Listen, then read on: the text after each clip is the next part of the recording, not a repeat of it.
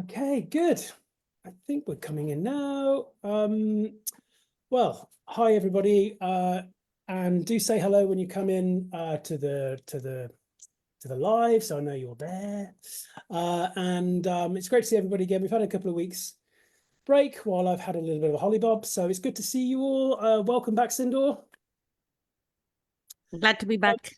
You've been over in Europe, haven't you, giving some amazing talks, presentations, and I think we'll just touch on that very briefly before we come on to Surabhi and the topic of the day. Because oh, hi from Heather, hi from Detroit. Yes, please say where you are, because I know we have a good international crowd.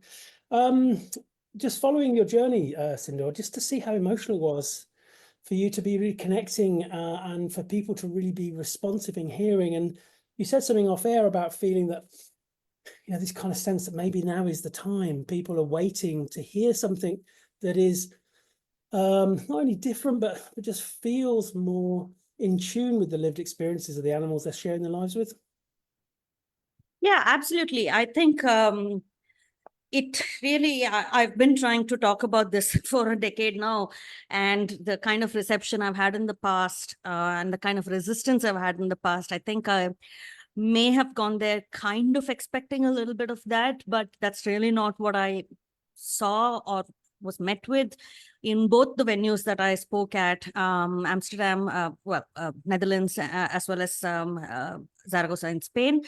There was, and I shouldn't say there was lack of resistance, because it sounds like I entered an echo chamber. That's really not what it was, though, because there were difficult questions asked. There were difficult questions asked of me too. I was put on the spot quite intensely, including like strong ethical questions like, do you plan to go back and get a dog? And here I am like trying to answer this question in front of a whole bunch of people, which was, if you know anything about my circumstances, you'll know that that's not an easy question to answer.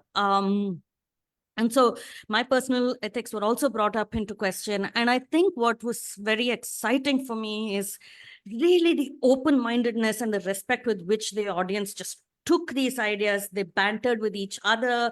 There was discourse. There was just such high quality discourse. I was watching them talk to each other with so much respect, right? Sitting on different sides of this and trying to and they were not holding on to their side for the sake of holding on to it. There was really this open-mindedness where they were really bouncing it off with somebody who may have disagreed, just to get another perspective and say, I'm going to take that in. And it was stunning to witness. I have come back with so much energy. I mean, all these women have been pointing that out as well. I'm just so completely energized because I got to witness that. And it really tells me that times are changing. And that's something that I heard the audience say as well repeatedly, a new wave, new tide, a new way of looking at things. This idea that it's new. And quite honestly, it's not new. Let's be clear about that. It's really not new in any sense of the word. It's as old as human-animal interaction, human-dog interaction itself, I suppose. But this feeling of freshness, this feeling of willingness to move, it's like a pivotal point, right? That you standing on and you know that you're about to turn, or you're in the middle of a turn. You know that you're kind of steering in some direction. You can feel the kind of wind in the hair kind of a thing. So I think that was the euphoria that people felt there. And I'm like it was very contagious. I'm completely infected. So I can tell. Brought that back. That's great. That's great, because we need you to be emboldened. And I think it's important. I think actually the key is, I think a lot of people suddenly find some new empowerment in the freedom of thinking, my God, I can question received norms. I can question. And we don't always have to have the answers either. It's okay just to question things and to think about things, because for a long time, I think there's been a set path. I call it the cul-de-sac, actually. We end up in a cul-de-sac a little bit without looking at the exit behind us, and that there's more things that we can explore. And I think you provided that safe space for that audience to question, and that's beautiful. And even if they're hard questions, even if those questions are directed at us, right, I think it's always an important thing, and to think, yeah, it's okay to their questions. And we don't always have the answers, but the question itself is something that we can pull the threads from. Yeah. I was kind of accused of that. She asks a lot of questions but doesn't give answers. Answers are yours, my friends. Yes. The questions are mine. I love that. I love that. Another t-shirt there, Sowjanya. We're gonna keep thinking of these things. We're gonna be able. I'm saving mine for the last day. I've got one I want to wear actually. So maybe we could all bring a t-shirt of some sort that says I'm hoping to get one soon. Oh, Harley, what are you doing? He's I don't know if you can hear that, but it's just my dog scratching. Okay, great. Well, that's great. And for those in the UK, I think are there a couple of places left? Or it might be sold out now. I don't know. But anyway, you're coming to the UK, and I know anybody who's listening who have booked tickets to come and hear you, they're gonna feel that vibe, and we're gonna share a road trip. I'm picking you up from a motorway services, and it's just so glamorous, so glamorous.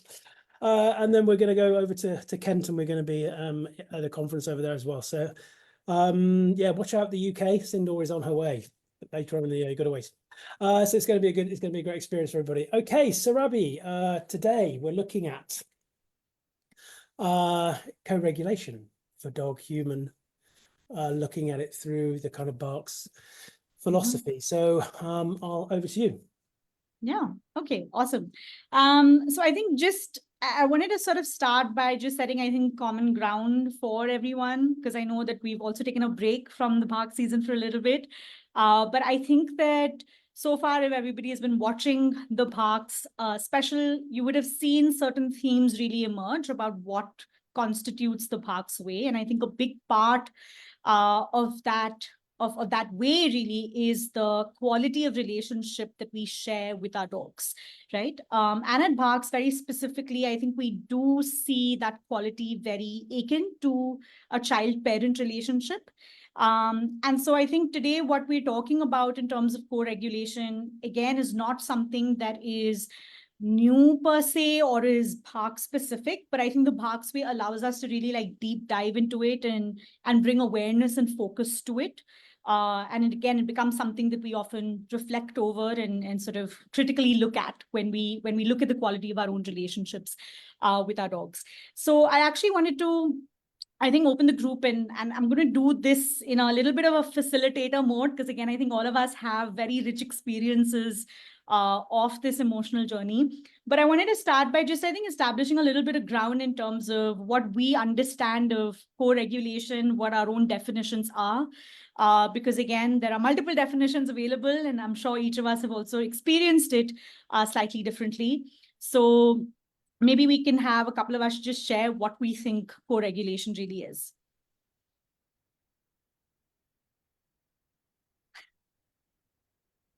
Sowjanya, I'm looking at you. Just go for it. Clearly. Yeah. We're all waiting for someone else to start, right? So I think co-regulation is something that I came across when I was doing the whole gentle parenting, research and stuff like that. And there's a lot of conversation on co-regulation there, right? Yeah. Because the idea is, again, you're not trying to like alter behavior, or you're not trying to judge a behavior, but you're trying to help another individual. In the case of gentle parenting, it's probably kids. So how do you help another individual when there is such a heightened emotional response and reaction? And I think co-regulation is one of the ways that you talk about when you talk about helping another individual who is dysregulated, and then help them come back to feeling safe, to feeling comfortable, to feeling connected again, maybe to themselves and to those around them as well. It's so hard to put it in words and like to actually express what it means, because you have to like go through that. I don't think anybody modeled it for us when we talk about co-regulation, because co-regulation needs another individual to be self-regulated as well, and that individual to be a caregiver person. So I think co-regulation is just about staying with your dysregulated child, your dysregulated dog, being there with them and finding ways to connect and finding ways to regulate together. I think that's the simplest way I can put it in. Sure. Yeah, makes sense. Makes sense. I think, Sindhoor, you were going to say something as well. Yeah, sure. I think maybe like we do use these ideas more colloquially, right? For instance, we use terms like grounding which can often kind of fall in this bucket of co-regulation, and or for that matter, holding space, sitting in the pain. These are all kind of ways in which you as a support individual are entering this space of discomfort and being okay with staying in that discomfort without trying to modify it, but at the same time providing the necessary support for that individual to say, okay, what do you need at this point to come to a space of better regulation? And I suppose, quite honestly, I think some people do it really well. And I've seen, like, we've been talking about dogs doing it, and I think dogs do it really well. So I wonder if this is something that we can also, this concept of kind of working with dogs and extending that idea to yourself and to your relationships, whether this is something that we can carry on. And it's not just parent-child relationship, right? Even in partnerships, this is something that occurs very frequently. And I think there was a paper that when I was working on my dissertation, one of the papers that I was looking at that actually talks about this kind of related activity, and they use different set of words for it again,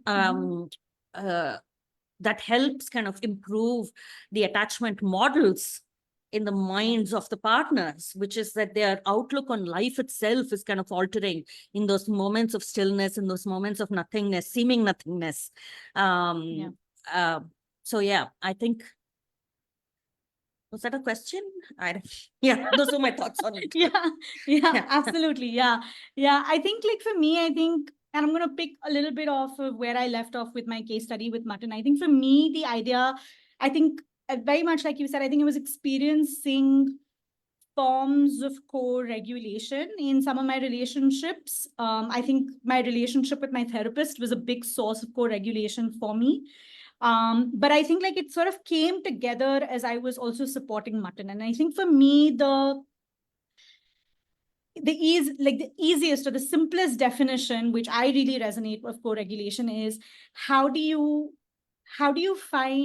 soothe? And I love the word soothe. How do you, like, soothe yourself in the presence of a soothing and a reassuring presence? Right. And so how do you, in a moment of that dysregulation, in a moment where there's just complete, like, you're almost like in this red zone of emotions, right?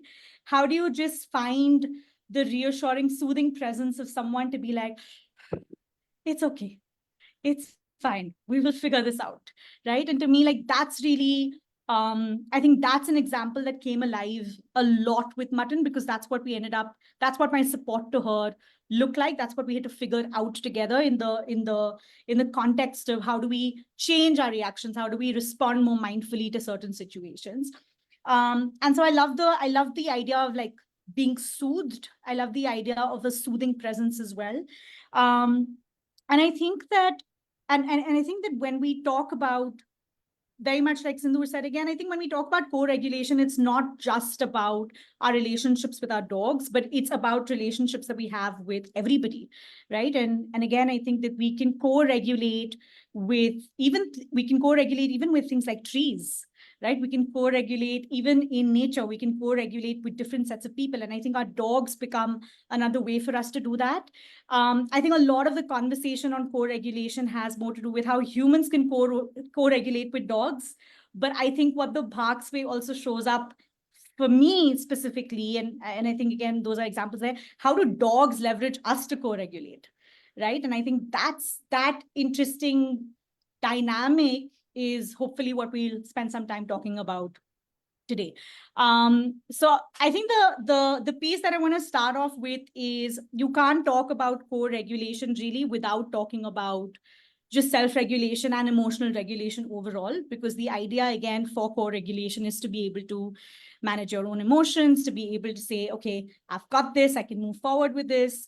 And so emotional regulation at BHARCS is very, very important, right? It's a foundation for the work that we do with our dogs, but also with ourselves.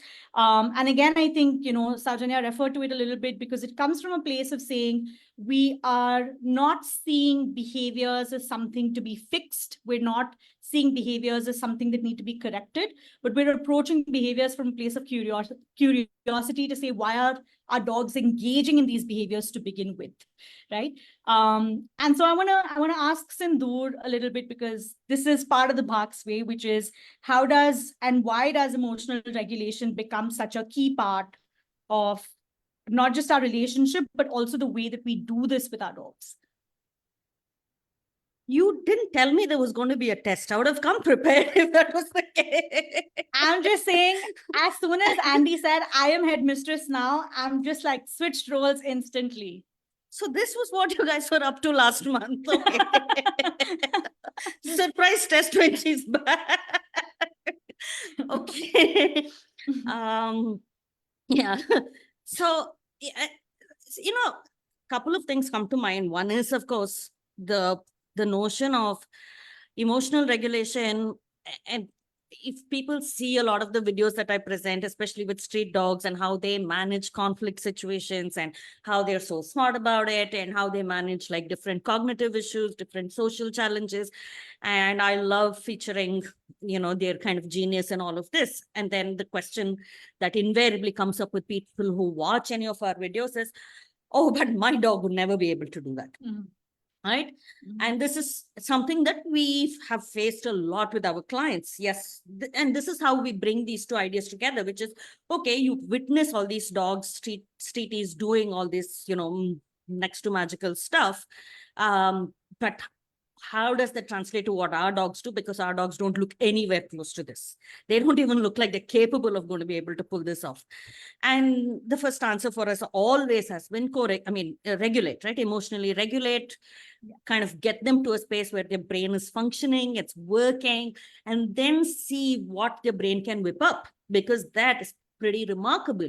You're really not getting to witness the full extent of the glory of the mind of your dog, and the whatever goes into a dog being a dog. And that part of it you're not going to witness if it is so clouded with a completely dysregulated dog, which is what most of our companion or captive or pet dogs, you pick the right phrase that suits your comfort. But those dogs do not exhibit the kind of regulation that we see in street dogs. And so what we try to do, and we talk a lot about ethology, and we talk a lot about behaviors that are part of the ethogram, but you're not even going to be able to take advantage of it or even witness it in your dogs. You're going to see completely different set of behavior patterns, if they're not regulated. And when we actually start working on regulating them, sort of everything seems to come back. I think about 80, or let's say 70. Okay, let's be conservative. Maybe 70% of my cases, they didn't come back to me after the first step. First step is regulate, and they're like, yep, we're all sorted. Everything's done, because now the dog is able to take care of everything on their own. And it should not be that surprising for us. We should keep an open mind that they are capable of far more than we have gotten to witness. And just because we haven't gotten to witness it doesn't mean that they are not capable of it. But that only when this veil of, this cloud of dysregulation lifts is when you're going to see that. And same for us, right? For those of us who have been in very dysregulated states, don't tell me your best shows up at that time. Yeah. The truth is that our worst shows up. We are the least capable at that time. Other than maybe throwing a punch, there's nothing really that we do better, right? Ignoring our pain is probably what we do best when we're dysregulated, and it's nothing else. So I think that is kind of the fundamental number one pillar of what we do. But I think the other aspect of it, which I also kind of want to mention, is, you mentioned the word soothe. Now, soothing, I know that a lot of people use the word self-soothe.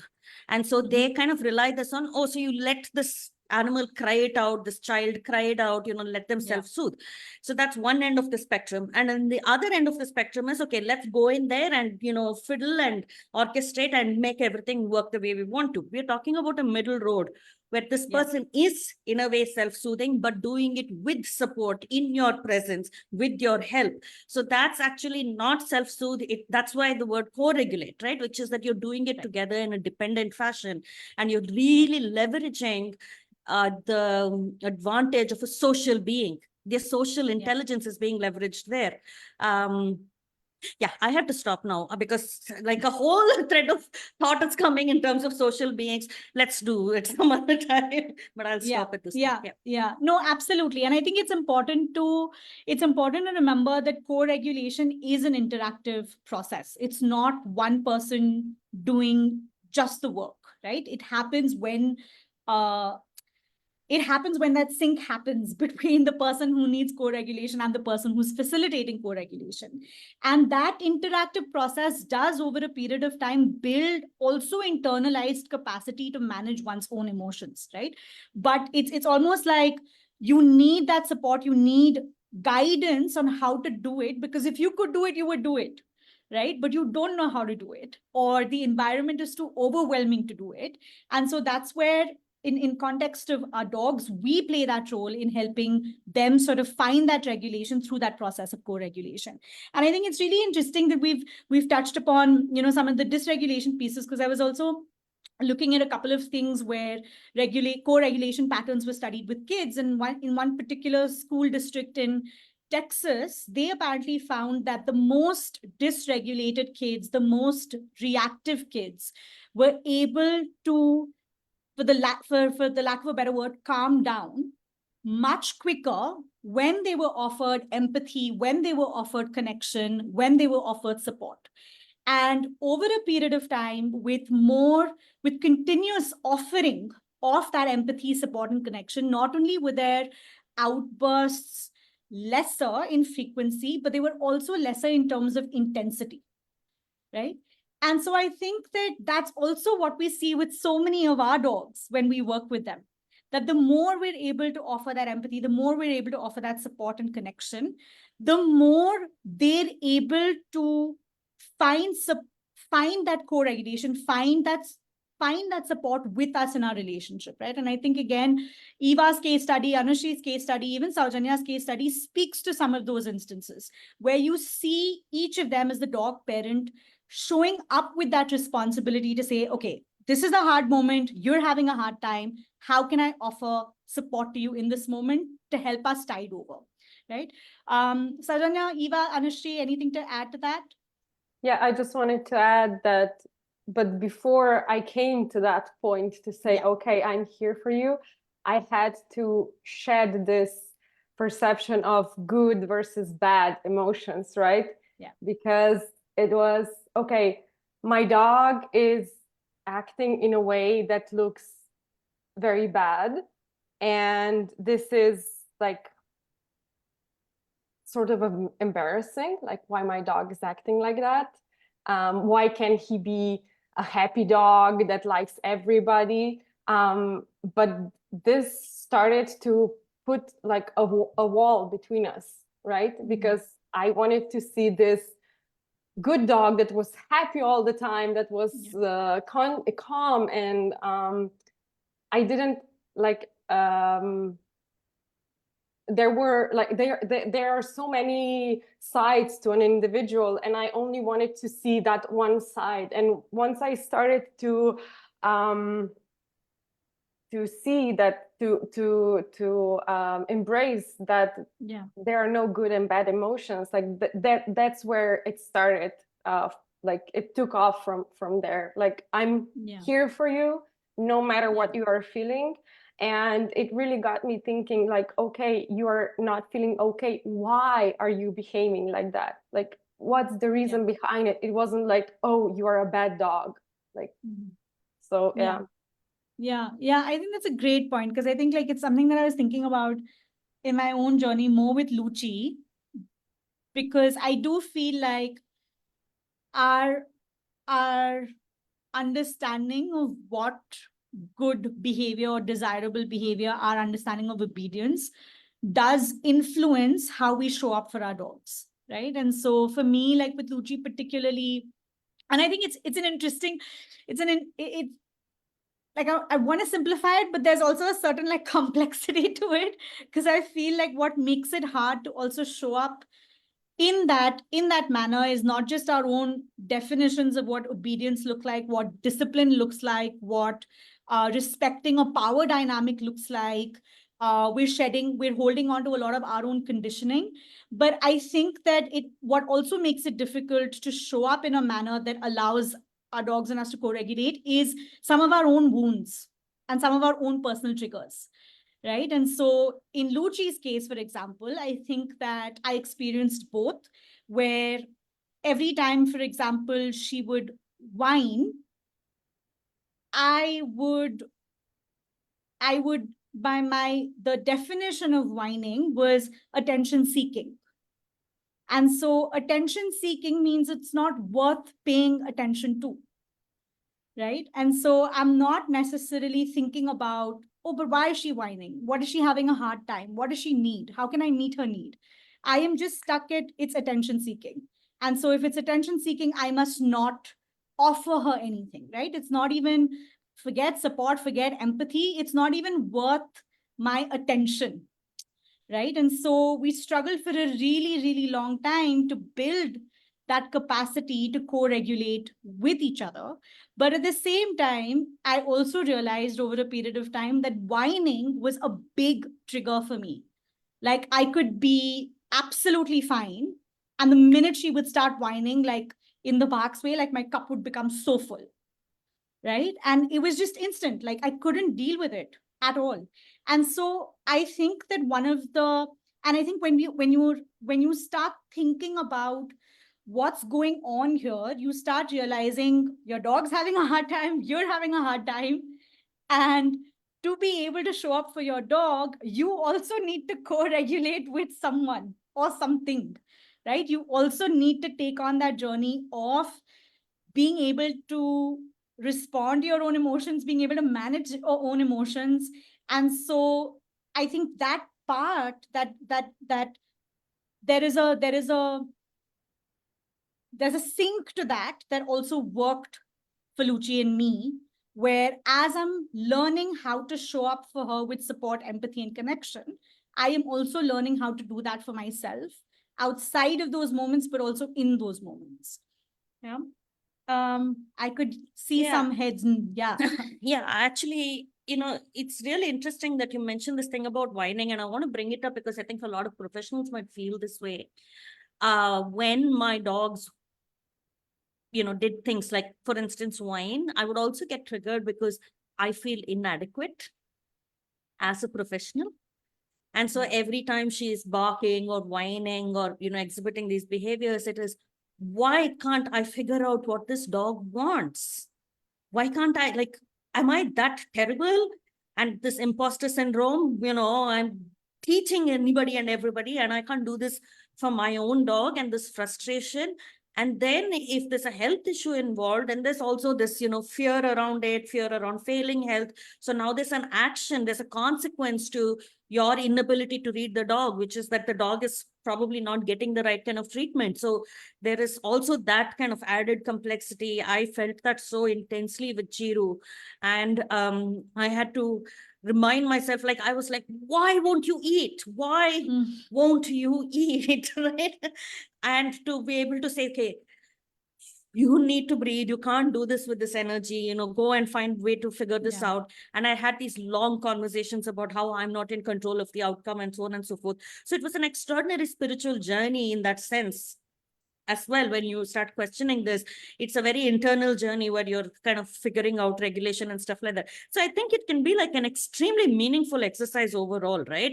And this is why we have dogs, we have partners, we get into relationships, is to do this kind of interconnected healing. And this is a very good example of that. It is, we should be using this to, feel better. Yeah. And I think it's interesting, right? Because once you start thinking about, and I think spiritual is such a great word to describe it, because I don't have any other word to describe it, right? And it is that, there is such a solid component of healing. There is such a solid component of rising above some of the shackles of conditioning that you experience. But for me, I think particularly with Luci, I think what the capacity that I was able to grow while I was figuring out what does this part of our relationship look like is to also be able to ask, this is what I need. So when she's whining and I'm struggling to be able to show up for her in my best self, can I ask my partner to step in? Can I say, listen, you step in, just manage. I need time out. I need to go take a breather. Let me compose myself and let me come back. Right? And weirdly, I think the more that I asked for that, I think the better my partner was able to regulate with me. And so there's almost like this, dominoes effect really that happens just because of that one response there. Yeah, I just want to ask like Sowjanya, Anushree as well, like your experiences along similar lines. I know Anushree, I think in a podcast, she and I were talking a lot about some of her responses as well and how she learned to sort of regulate and then offer co-regulation. So Anushree, you want to chime in? Oh. Like I feel like so in addition to already pointed out, I think one of the other is it me or is Anushree breaking up a little bit? Okay, Anushree, you're breaking up a little bit. Okay. I just wanted to okay. No. I just wanted... Nope, so you're breaking up. Yeah. Eva, do you want to go? I wanted to add, like, this just came into my mind where you were talking, Surabhi, you have to be like very honest with yourself, what you need in that moment, like why is something triggering you, because you can't, like, okay, in theory, we are like, okay, I like my dog, like it's good to be calm, we have to be calm. But when you are in that moment, like you can't go just like, okay, I'll be calm right now and that's it, right? You have to like really honestly answer the question, what do I need in that moment? And that can be a very hard question to answer, because it starts, and this came up in multiple of our sessions. This can open like a lot of old wounds that you are not ready to address yet. So it is a process. So I think removing that pressure of ourselves and of our dogs, that we have to like figure things out like in a day, 2, a month. When you get rid of that pressure, like things start to evolve, because you're not so fixed on the end goal, being calm, being co-regulated with your dog, but you actually like start addressing the core of the whole thing. So yeah, I just wanted to add that. Yeah. Anushree is added in the chat box. I wanted to add that I think it's incredibly amazing that our dogs, especially the ones who've had a hard past, still find it in them to seek co-regulation, even though we haven't known how to show up for them in the past. Seek and provide, right? I mean, Oh, absolutely. Both. And it's remarkable. Yeah, absolutely. Yeah. Sowjanya, do you want to add? I had something in my mind and I think I forgot. But then I think one of the things that Sindhoor mentioned way back in the initial, question was how we play the role of the support, and we're supporting our dogs while they regulate themselves and we co-regulate with them. The reason why that kind of stuck with me is because we kind of end up going into a situation with our dogs feeling like we know better, like what our dogs need, and we know what we want to, what we want to do with the dogs. And I think the more we start thinking of ourselves as the role of a supporter, a facilitator, a partner, a caregiver, you are not the one who's having a journey, right? Like the fear journey, the emotional experience is of the dog at that moment. and truly you're supporting that dog and their journey. So I kind of feel like, repeating it for ourselves help. And now I remember what was my other point, which is I've had like clients who say that, I want to be there for my dog, anxious dog, fearful, like I want to be there. I want them to get over that feeling. But oftentimes when you're also co-regulating, it's not about reaching a point of, you've gotten over and cured that emotion experience, right? Like it's not like my dog stopped being anxious, like, got over that fear and things like that. Like I remember having these moments with Zoe where she would be fearful, she'd get nervous. There was one very, like I remember this vividly, that she was very afraid of something outside. I couldn't figure out what was it. I couldn't figure out what she needed, except that I just had to be there next to her while she was figuring it out, and just being there in whatever manner she wanted. We couldn't figure out what was triggering her. We couldn't figure out, what was bothering her. We couldn't figure out anything apart from the fact that I knew she wanted to sit on my lap and look outside our door and like just be there in that, state for a while. And sometimes we just can't cure them of their emotions and emotional experience that they're having. And I feel like this is also important to call out that, our goal is not to change their emotions or like, alter their emotions either. Of course, it's not to alter their behaviors, but it's also not to alter their emotions, but actually be there with them and support them through whatever emotions that they may be having. And like Eva rightly said, without judgment, right? And it's very hard to do that. Like it's so hard to do that because I'm seeing my dog like scared, and then like I want to like fix it because I don't like, watching my dog being that scared, that nervous. But there's also the helplessness that I can't do much other than just being there in that moment. So there's so much that we have to kind of figure for ourselves while we are being there for our dogs during those moments of, or those phases of co-regulation. Yeah. I think it's interesting what you talked about, like being like a facilitator, being like a guide of sorts. But I also think that that's a very hard role to wrap your head around, like for me in my journey, like when I adopted Lucci, I was in my head, I was like, oh, I'm like a parent.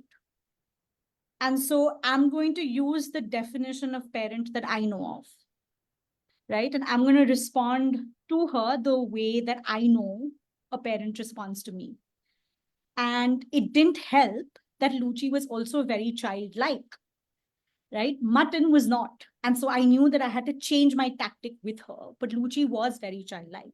And so I grew up around an extremely dysregulated parent. And so for me, I didn't know how does when your dog is experiencing dysregulation, how do you show up regulated? What does that even look like? Right? Like no sense of that. So my only thing when Lucci would show up dysregulated was stop being dysregulated, right? Like, let's fix this. What's going on? Or it was meting out a timeout. This is too much. Just go, reflect on your actions kind of situation, right? And so I remember in one of the previous conversations, I talked about how like our way of being with dogs is also an opportunity to like reparent ourselves. And I think for me, that is what I was able to gain through that process with Lucci to say, okay, but if she is dysregulated, what does it mean to show up regulated for her? And so what does that mean for me to show up regulated for my own self? What do I need to access in that moment to find that emotional regulation for my own self? And so I think that, and I see this again with a lot of the clients that I work with, where they are stuck, interestingly, in that parent trap, right? And that idea of what a parent is. Because again, I think, Sarj, to what you said in the beginning, a lot of us may not have grown up around that kind of soothing presence in the form of a parent caregiver, especially in moments of dysregulation. And so to make that shift where we, sit back, we're offering support, we're offering connection, but we're not fixing the emotion, we're not changing what we're doing, what we're seeing in that behavior, is also a very hard journey. And I don't think that that can happen, again, to what Eva said, without being honest. I don't think it can happen without without any sort of like reflection and vulnerability, I don't think it can happen without wanting to be open for that kind of healing, because there is a healing process to that. There is a healing journey in that. Yeah, I just wanted to share that and just, Yeah, I think that's so important in terms of the core, the parenting, reparenting ourselves, which is what I was mentioning, that none of us have had model figures for what co-regulation really means. And it's the hardest part. I feel like that's the hardest part of like figuring out how to help yourself while you're able to help your dog through through the entire dysregulated space, right? Because I think the biggest thing is our dog's dysregulation actually dysregulates us and causes us to, you know, like completely go off of it. But yeah, I 100% agree that that's probably the hardest part where most of us get stuck. And I think even till recently, I'm also in those phases. We still face those phases, right? Like I remember I was going to office one day, like I was late, and then Zoe and like Laddu come along, you know, to drop us to the bus stop. And Zoe was trying to like come and sit on my lap, and I'm like all over the place that moment, and I was like, Zoe, please don't, right? And then I felt so bad after that, because I was like, you know, I can understand she's wanting that connection, but I am so off it, you know, at that moment. And then I came back and I'm like, I'm sorry, I shouldn't have done that. And then I like petted her a little bit, and then I got off the thing. So even today, like we have phases and times when we are dysregulated, and it does show up in our situation. So it's not the easiest thing to do. And even if you've done it once, it doesn't mean you're not going to like not have those trigger moments in the future as well. Yeah, absolutely. Yeah, Sindhoor, you're gonna say something. Yeah, so I think that, the theme kind of repeats. We've seen so little of, co-regulation and, kind of the support for co-regulation, that we probably don't have models from other humans necessarily. But I definitely think that we get a lot of models if we start looking at dogs and how they co-regulate, right? Because the way Chiru showed up for me, especially during my grief, was just, I'm writing a blog on it. Like, it has to be a a technical support guide, a manual on how to co-regulate, right? Because she did it so beautifully, like so. You mental health professionals will be able to give her like 100 on 100 on this, right? Like she would show up, sit with me, and then when it gets too much for her, she would take a break. She would go and help herself.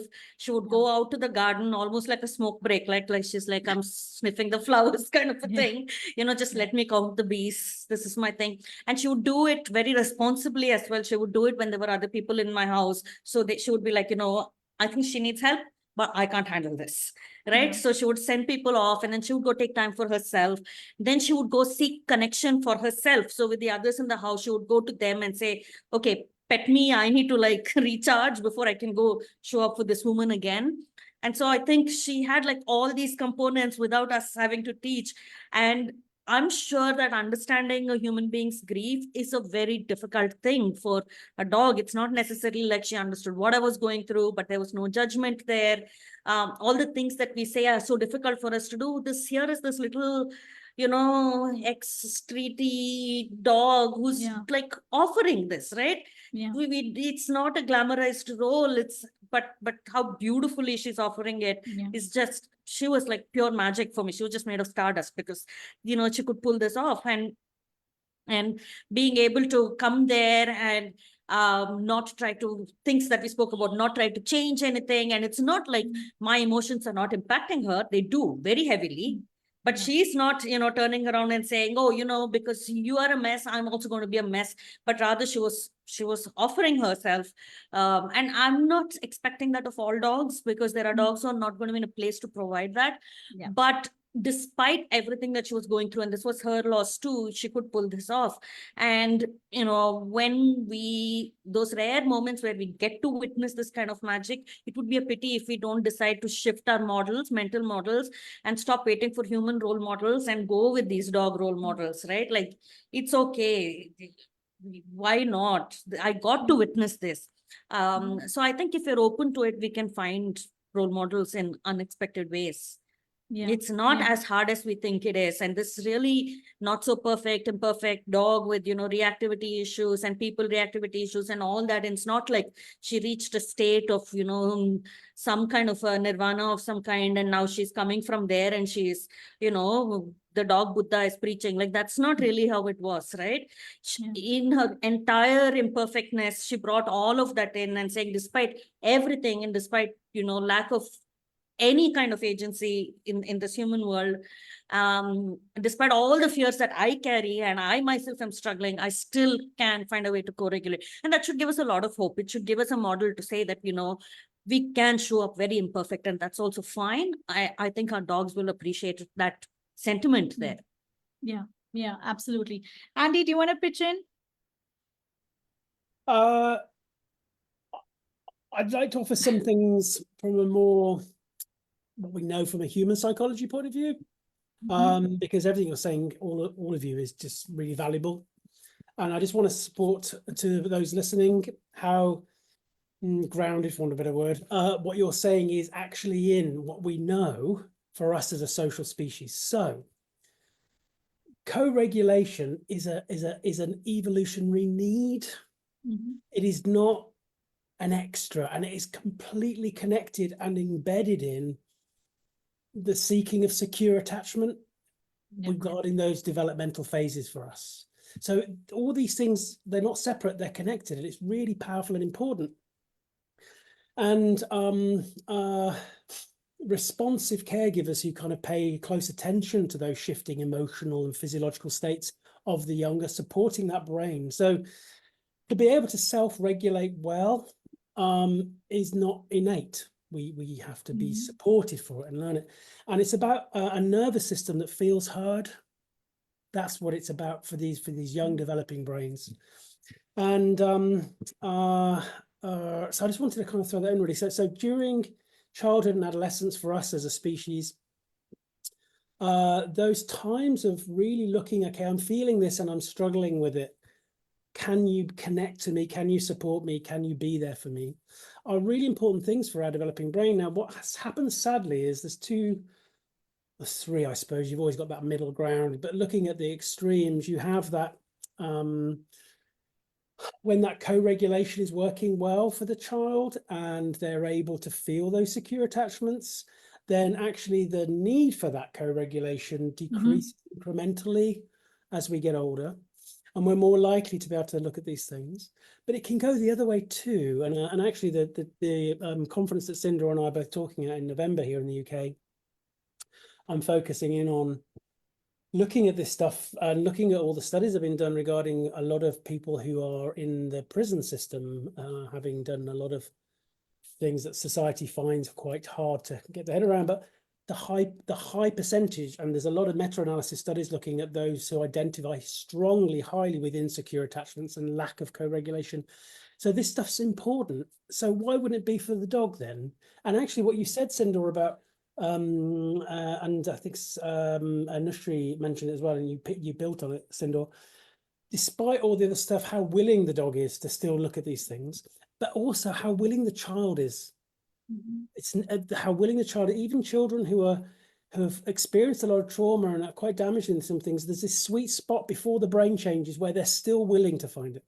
When we become adults, it can be harder only because of the defense mechanisms we create. We create barriers, and it's because the brain's like, I'd just sooner not even look to that because So I think it's important. One last little point on that as well, which you've all touched upon. And this is something that gets stressed a lot to parents who are being supported to try and co-regulate more with their children and support that. It isn't about us finding some kind of calm nirvana all the time. A lot of parents are like, okay, I get it, but I'm knackered, I'm tired, I'm not being supported by my husband, or it's always left to me, or all these kind of things. It's just finding our own ways of thinking. I need to sit with my own stuff. I need to change my relationship with my own stuff, and finding ways that I can just be there and find that support. And I think that's important for caregivers of dogs as well. It doesn't mean that the dogs still aren't pissing us off, frustrating us, embarrassing us, all these kind of things. It's just finding that ability to do this. So I just wanted to throw that into the mix, really. That's just some of the human stuff, but just how important this stuff is, though. It is, it is needed It's not an option as a Yeah. social species to create emotional and social safety, which we've talked about in some of the other BHARCS conversations. Emotional and social safety are very, they're separate, but they're very connected, of course. There needs a lot of support in that early developmental stages of that brain to seek those returns to safety, to find out what it is it's okay to feel that experience. So yeah, I just wanted to throw that in just as a support thing. This is not extra, it's fundamental. And I think this is the key about the BHARCS philosophy, really, the shift that you were talking about, Sindhoor, that is happening. A lot of this stuff was seen as being on the fringes somehow, but it's not. That this is the important stuff. Everything else is extra, really. Yeah. And Andy, thank you so much for bringing that last point, because I feel like that's such an important point, that the idea of even self-regulation or co-regulation isn't that you're always in this place of nirvana, right? It's not to say that you're not going to have hard moments. I think that all of us here can attest to the fact that even doing or living the BHARCS where we still have hard moments with our dogs, right? And we've had them because that's normal and that's part of our day-to-day living. But I think that for me, I think it brought about a couple of things that I had to consider. One, it's not an excuse to be a shitty person to my dog just because I'm having a hard time, right? Two is I still have to take responsibility for what I'm struggling with. And so I still have to find support and help for it. And then so if I'm having a hard time and if that's coming out in dysregulated moments with my dog, I still have to get to the crux of what's going on with me and how do I care for myself, right? And I think the third thing, which I found again in my journey with Luchi and Mutton both, was the more that I showed up with empathy, support, and connection, and the more consistent I was, the moments that I were dysregulated with them, they were able to tolerate those moments a little better. It didn't feel like a severance. It didn't feel like the world was coming crashing down, right? It didn't feel like I'm shut down. I'm no longer safe. Like just, and I think that's what it is, right? Like when we, and I think we've established now that our dogs are amazing. They have this amazing capacity to hold space for us. And so even in those moments, they can hold space for us. And I think that showing up consistently and reliably can just foster that connection for them to also have tolerance for when we're feeling dysregulated. And it goes both ways as well. And so I just wanted to add that as well to what you shared. Can I just throw one more thing there? Because in human support things, we have what the class as being conflict cycles. Yeah. A lot of parents and children can get stuck in conflict cycles, and of course we can with our dogs. So when you think you've got two nervous systems, that nervous system is struggling, that triggers our nervous system, so we're there reacting, and we get stuck in that conflict cycle. So we've got a neighbor who's she's a single mom. She does a great job, but you know what, first thing in the morning, last thing at night, conflict cycles. You can hear it through the walls because kids don't want to get up, kids don't want to go to bed. At some point, I think, as the ones who have the more control, for a word, over the kind of environment and what we can do, at some point we have to step back and think, right, somebody has to step out of that conflict cycle. Somebody has to be the one that can co-regulate and support. Because we just get stuck in it all the time. And I think that's something that a lot of our clients get stuck in, of course. So these conversations are so important. And it's part of our role as, I think, anybody who's listening in as a professional, we have to recognize our role here to support that and help people navigate through some of these things themselves, because it makes a big difference. Yeah, absolutely. Anushree, you wanted to say something? Yeah, and I'm hoping that you guys can hear me this time around. Yeah. Oh, that's wonderful. Cool. I just wanted to say, like, it's so true that these moments are so overwhelming for everyone. And honestly, and I'm just speaking from experience here with Snow, when I had to start doing this, it just felt like too much. I was like, I can't keep doing this. But what started to happen slowly is that I think we don't realize how a shift in perception can actually, like, I started to look at it differently, where I was like, okay, maybe this is a moment for me to show up for my dog and increase the trust that Snow has with me. Maybe it's a connecting, like a moment of connection for us that really actually, otherwise I may have had to work a lot harder to be able to build with a dog like Snow. But being there in that moment, and I think what shifted for me then was the minute I started to, and it was hard work, like you guys have pointed out, right? The minute you're training, I think you're also training yourself to show up in that moment, right? Like, okay, this is happening, okay, Snow's, and I think it's easier sometimes when we look at behaviors, or maybe I'll say it like this, it's harder when the behaviors are related to biting and, really externally targeted behaviors that can hurt, right? I think that it's harder to stay regulated in moments like that because there's a massive angle of safety for everyone involved. But what I started to realize was if I was able to do it for the first couple of times, it almost started to feel like, okay, I could train my body to do this, right? While I'm actively like calming myself. And give Snow the opportunity to maybe sniff, but also like I remember Sindhoor when we first did 101, she said, "Hey, and what would you do if you were really if you were stressed out? How would you calm yourself, right?" And we came down to okay, maybe your breath, right? Control your breathing. That's where it starts. And when you look at it, of course, with our dogs, it's a sniffing aspect of it, but it's also just changing this perception of instead of making this a moment where a dog who's already dysregulated, just you're causing further dysregulation in that dog and in yourself, and it's like now blown out of proportion entirely. Is there a way for us to actually just take a step back and say, okay, hey man, I know you need me right now, let me just park everything else right now, and I think for me what's shifted is when I was starting to do that, it's remarkable how quickly, like Andy pointed out, the instances where I've had to do that have reduced. The intensity with which Snow's behavior, like before, it would take a lot longer to so-called get him to start to feel okay about things, right? We had to do a lot and give him a lot of time, but now I'm seeing even that has changed, because the intensity of that dysregulation is so much easier now, because he's like, okay, if I'm dysregulated, immediately look at her and I'm like, okay, cool, what do you need, let's do it. It's that, it's not, oh my god, this is again, you're doing this again, I'm irritated, and I'm it's showing in my tone, obviously it's showing in my posture, in my obviously dogs are paying attention way more to what my body language is looking, especially in moments like that. So I think it is also starting to, it's one of those moments where you start to say, okay, physically let me just stay calm, and then work backwards, and then say, okay, train yourself to say, okay, I got this. But I think, just looking at it as a moment of connection really, really made a world of difference. I just want to add that one piece. Yeah, absolutely. And I think it goes back to something that we'd spoken about in the first few pieces, where I feel like things like these over a period of time also have the ability to transform our relationship with our dogs like a partnership, where we feel like a team together and we're figuring things out together. And I think that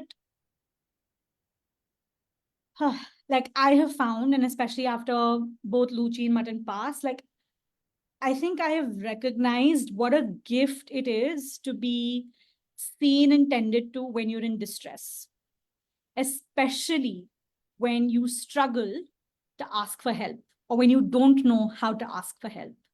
And there is someone here around you who sees you, who shows up, who offers connection and empathy and support, and can just see you in that moment and hold space for you. And for me, and I think I remember like the last few years have been really hard in a lot of different ways. But one of the things, unfortunately, that has come through that is I've had multiple moments of anxiety attacks, right? And it's been intense enough for me to like clutch my chest and like fall on the ground and not be able to get up. And I remember there was this one particular evening where I was alone at home and I was having this anxiety attack, and Mutton came out from the room. She sat in front of me and she just kept offering me her paw. And in that moment, once I sort of figured what was happening, I realized all I had to do was just hold her paw. That's all I had to do. And it allowed me to like refocus, allowed me to breathe. Once I was done, she just got up, went away and sat down.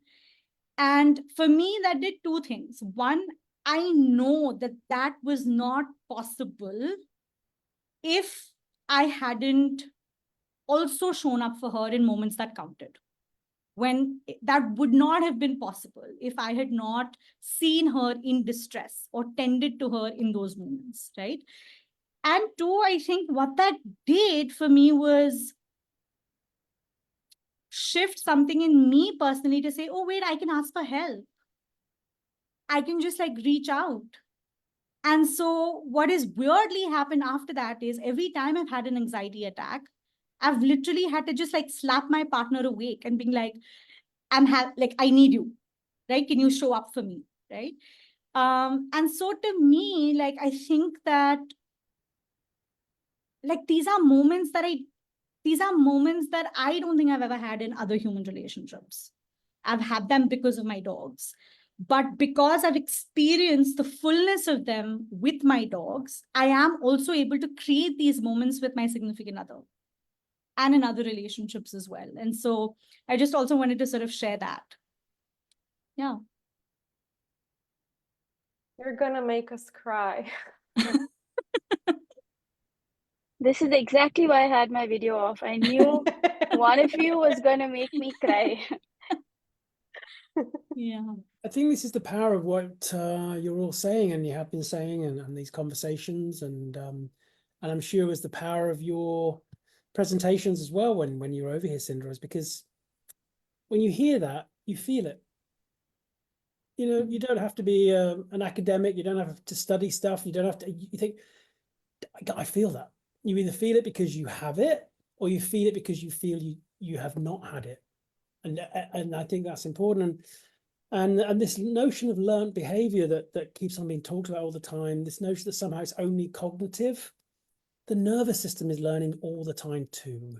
And that's that human psychology phrase that I use a lot, the difference between what we're taught and what we learn and what we're actually learning and understanding how that nervous system is learning a lot of stuff that, again, Jennifer Shyrock talks about regarding even prenatal, how the nervous system is just picking up stuff. And feeling those deep connections, especially when we're young and especially as we're developing. You know, I think that these conversations point to two really important things that we as a community of dog trainers and behavioral professionals have to really rethink things. One is what we do and what we're educating people about in that first 12 months of that dog's life.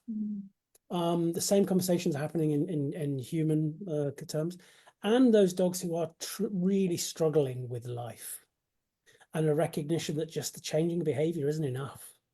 And that you've got an animal there, especially with dogs, and we could perhaps theorize that they stay, like I said earlier, that child is still always prepared to move on with things, but there comes a point when that developmental stage gets harder. Maybe dogs are always staying in that stage because of the way that they are, the way that we kind of, in inverted commas, create them with the neurological side of things. But yeah, these are really important conversations, and they're groundbreaking, and they're not just mindset shifting. And for a lot of people that I know in the dog center care group, they've gone down a route of trying to train more. But there's a nervous system that needs to be listened to more and find a connection and find that return to safety that is lacking, you know. No. So this is the gift of the BHARCS way. I think this is the key. I think these conversations are important, and I know I keep saying it, but they are fundamental. They're not extras.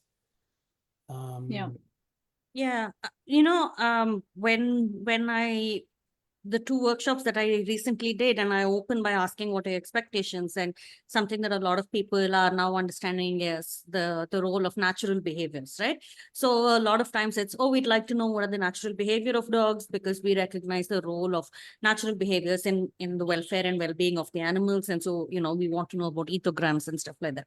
And that's great. But what about things like this? I mean, I think these are, you know, just when we talk about it and just listening to Surabhi talk, right, you realize the extent, the significance of something like this, right? It's at the core, at the heart of being a social being is the ability to put your hands on each other and rely on each other and kind of do this together.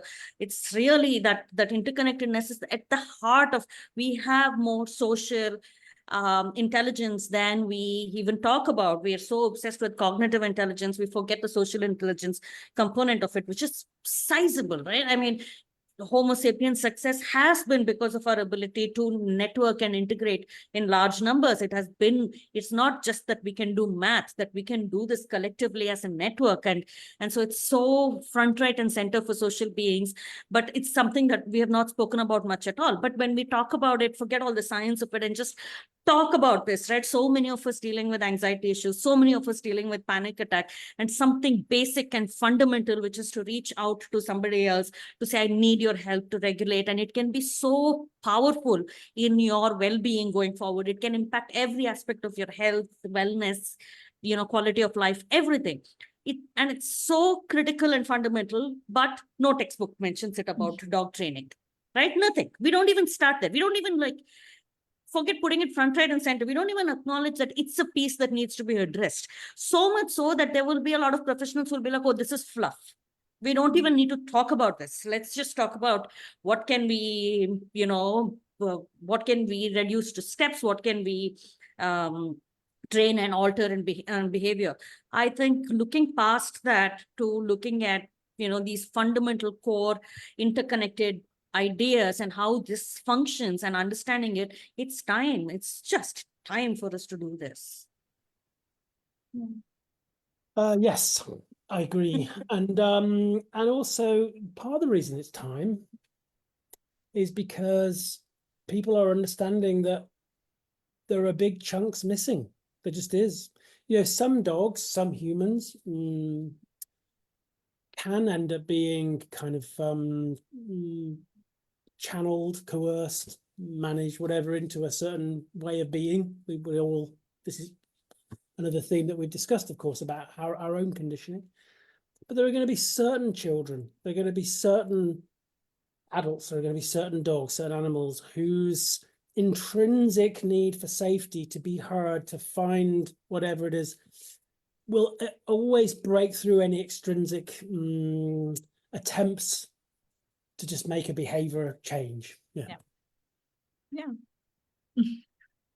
You're on mute. I'm an example of an adult like that. So I was like, yes, me. Me too. I think it's interesting how much we all share similar aspects. I think there's definitely I've spoken to, again, over 100 conversations in dog centre care, and it's interesting here. I always like to listen to the richness of the speaker's personal story as well as the stuff they might want to share academically, because it's interesting how we have a shared experience somehow of not feeling heard, not having needs met, having to put up with a feeling we have to have that conformist pressure. And I think definitely when we think in society, those who aren't part of a majority in that society, so here in the UK, as part of the LGBTQ, whether you're an ethnic minority or even women who in the UK are potentially a majority, still have to look at how they have, especially in the past, it's getting better, still not there yet, been perceived by a more powerful part of society about how they should behave and on all these kind of things. So it's a big topic. This is the point. When you really start to unpick it, you think, wow, there's a lot of stuff. But also I think we have to recognize how much of this is almost a byproduct of us being a social species, a civilized species, about the way that some of these kind of constructs come into that process. And then we start thinking about the role of things like religion, and it becomes complex. Sadly, I think we projected that complexity onto these poor animals who are like, oh, dog, and I can tell you stuff if you let me. It's interesting speaking to people who are having the same conversations within the cat world. I met the amazing Amaya we were on holiday in Mallorca, and Amaya lives in Mallorca, and we met Amaya's an amazing vet who's doing wonderful things looking at cats. And again, a lot of people who think they know cats and are doing things in a positive way, it's not that what the cat needs really. And same with horses. So these conversations are starting to happen. Oh, great. Well, amazing. Again, thank you, everybody. Amazing. So we're in a bit of a treat because, of course, we've got tomorrow too. So same same time, same place, as they say. And tomorrow, Sowjanya, give us a flavour, because it's a biggie, I think, tomorrow. This is going to add to some of the threads I've just talked about, actually. Sindhoor and I have been smiling the last part that you have said, because you know what's coming. You know what's coming. You Yeah. absolutely led us into it. But actually, I wanted to kind of point something to what Surabhi said right now, which is kind of a great closing for today's session, but also a great opening for next session, which is she spoke about co-regulation. She spoke about seeking help and how we are so unable to seek help. And I wonder if it's cultural, because we are taught to be so independent, and independence is rewarded. Figuring things out yourself is rewarded and seen as a good thing. So is it cultural? And we'll come to that tomorrow.